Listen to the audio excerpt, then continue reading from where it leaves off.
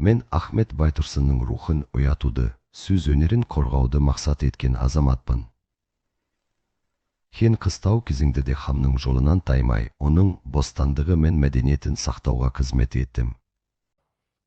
Сәлем достар, мен сіздерге бүгін дәл осы жиында қалай жасау керектігін үйрететін боламын. Ең алдымен Google'a кіріп, поискке характер ID деп жазамыз.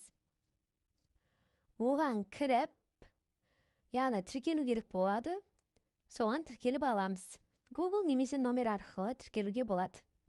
Сосын алдымызда неше түрлі суреттер шығады, оны баспаймыз.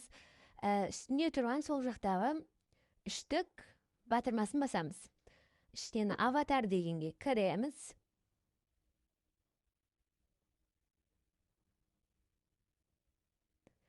Яғни загрузить изображение дегенген өзімізге керекті суретті таңдап аламыз. Таңдап алғаннан кейін астында яғни қандай сөз айтатынын жазамыз. Мысалы, мен Ахмет Байтұрсынұлы Алаш партиясын құрды деп жаздым. Ана диалог деген сөздің астында яғни дыбысты таңдап аламыз. Қандай дыбыс керек екенін. Егерде сөз саны жетпей жатса, оған қоссаңыздар, тағы да қоссаңыздар болады. Сосын создать видео батырмасын бассақ, біздің видеомыз ары кетсе 5 минутта дайын болады.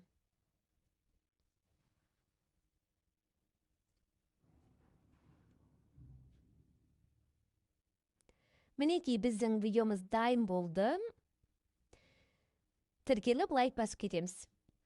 Келесі көріскенше сау болыңыздар.